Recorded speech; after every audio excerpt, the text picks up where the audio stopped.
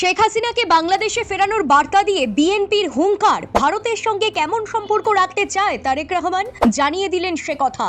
বাংলাদেশ জুড়ে নতুন গুঞ্জন, তার মাঝেই ভারতের সাথে বাংলাদেশের সম্পর্ক নিয়ে চিন্তা বাড়ছে। ভারতেই রয়েছেন শেখ হাসিনা। ভারত বাংলাদেশের ইতিবাচক কূটনৈতিক সম্পর্কের বাধা সেই হাসিনাই।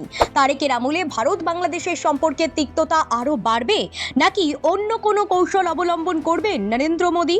বাংলাদেশের রাজনীতিতে উত্তাপ, ক্ষমতার পালাবদলের আবহে এবার সরাসরি বার্তা শেখ হাসিনাকে বাংলাদেশে ফিরিয়ে দিতে হবে। তারেক রহমানের কড়া অবস্থান ঘিরে তীব্র রাজনৈতিক চাপানোতর শুরু হয়েছে।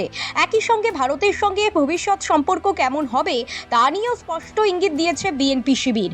বাংলাদেশের হবু প্রধানমন্ত্রী তারেক রহমান বলেছেন, দেশের স্বার্থ ও জনগণের স্বার্থই বাংলাদেশের বিদেশ নীতি নির্ধারণ করবে। 12ই ফেব্রুয়ারি জাতীয় নির্বাচনে বিএনপির নিরঙ্কুশ জয়ের পথে প্রতিবেশী ভারতের সাথে সম্পর্ক কেমন হবে তারেক রহমানের বাংলাদেশে? প্রশ্ন শুনে তারেক রহমান বলেন, বাংলাদেশ এবং এর জনগণের স্বার্থ আমাদের বিদেশ নীতি নির্ধারণ করবে। প্রায় 2 দশক পর ক্ষমতায় ফিরে আসে রহমানের বাংলাদেশ জাতীয়তাবাদী দল 2/3 সংখ্যাগরিষ্ঠতা অর্জন করে। এর আগে 2024 সালে 5ই আগস্ট বাংলাদেশের ছাত্র জনতা অভ্যুত্থানের জেরে ভারতে আশ্রয় নেন সেদেশের প্রাক্তন প্রধানমন্ত্রী শেখ হাসিনা। শেখ হাসিনাকে ঘিরে এরপর থেকেই ঢাকার সঙ্গে ভারতের সম্পর্কে শীতলতা আসে। হাসিনা পরবর্তী সময়ে ঢাকার মসনদে বসেন মোহাম্মদ ইউনূস। বাংলাদেশে চলে অন্তর্বর্তী সরকারের প্রশাসন। তখন থেকেই ঢাকা দিল্লির কাছ থেকে শেখ হাসিনাকে ফিরিয়ে নিতে বারবার আহ্বান জানায়। তারই মাঝে বাংলাদেশ সখ্যতা তৈরি করে সন্ত্রাসের কারখানা হিসেবে পরিচিত পাকিস্তানের সঙ্গে। এদিকে পাকিস্তান বাংলাদেশ সখ্যতা বেশ কিছুটা ফোকাসে চলে আসে নয়াদিল্লির। দক্ষিণ এশিয়ার কূটনীতিতে 3 দেশেরই সম্পর্কের সমীকরণ বেশ তাৎপর্যপূর্ণ হয়। এরপর 12ই ফেব্রুয়ারি বাংলাদেশে হয় ভোট। তাতে বিপুল ভোটের জয় নিয়ে সরকার গড়ার পথে এককালে হাসিনার আওয়ামী লীগের বিপক্ষ শিবির বিএনপি। এককালে হাসিনার আমলে যে বিএনপি নেত্রী খালেদা জিয়া বাংলাদেশের প্রাক্তন প্রধানমন্ত্রী গ্রেফতার হয়েছিলেন, সেই খালেদার পুত্র তারেক রহমান এবার বাংলাদেশের গদিতে বসতে চলেছেন। তারই তরফে এসেছে এই বার্তা।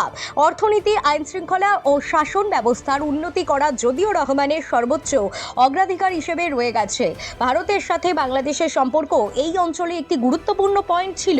বিশেষত নয়াদিল্লিতে শেখ হাসিনার নির্বাসন এবং গত কয়েক মাস ধরে বাংলাদেশে সংখ্যালঘু হিন্দু সম্প্রদায়ের ওপর ক্রমবর্ধমান আক্রমণের বিষয়ে ভারতের দৃঢ় প্রতিক্রিয়াও এই ক্ষেত্রে তাৎপর্যপূর্ণ। এর আগে তারেক রহমানের শীর্ষ সহযোগী হুমায়ুন কবির বলেছিলেন, বিএনপির নতুন সরকার প্রতিবেশী ভারতের সঙ্গে মানুষের সম্পর্ক গড়ে তুলতে চায়। অবশ্যই কিছু অভ্যন্তরীণ অগ্রাধিকার এবং তাদের আন্তর্জাতিক ব্যস্ততা রয়েছে।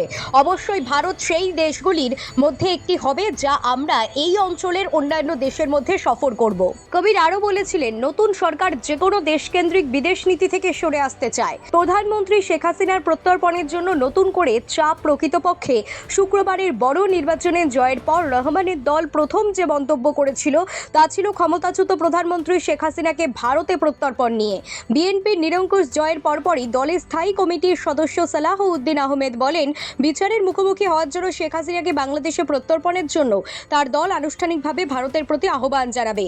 বাংলাদেশের রাজনীতিতে নতুন অধ্যায়ের সূচনা হতে চলেছে। তারেক রহমানের কড়া বার্তা শুধু দেশের অভ্যন্তরীণ রাজনীতিতেই নয়, আঞ্চলিক কূটনীতিতেও নতুন সমীকরণ তৈরি করবে। Bureau report, talk to time.